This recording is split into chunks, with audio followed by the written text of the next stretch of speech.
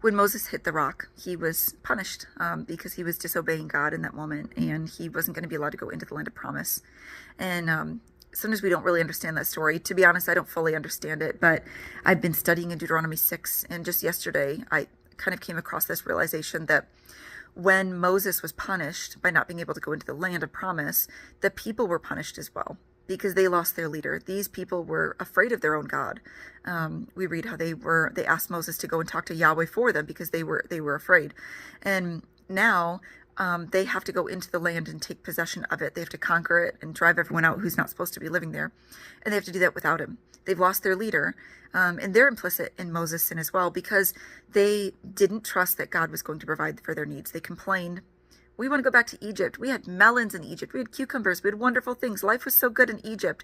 And you brought us out to the desert to die. And now we're stuck here and everything's bad. And you're horrible, Moses. And God's bad. And they stopped trusting Yahweh that he would be good. And they exhausted the patience of their leader until their leader no longer obeyed. Instead of speaking to the rock the way that God told him to, he hit the rock out of anger. So Moses is punished because he can't enter the land now, but the people really are punished too because they don't have someone to take them into the land. And of course, we know God will provide Joshua. God will raise up Joshua as a leader, but everyone like Moses. Moses is their superhero. He talks to God on their behalf. He's the human instrument who God uses to demonstrate miracles.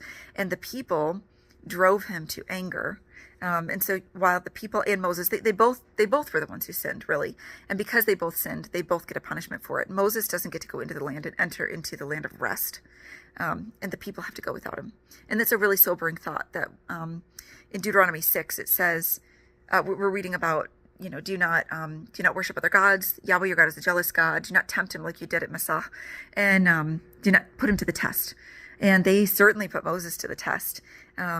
But we should not be going to God over and over complaining about the things that seem wrong to us, complaining about how God's not faithful and God's not going to provide, because really he always does.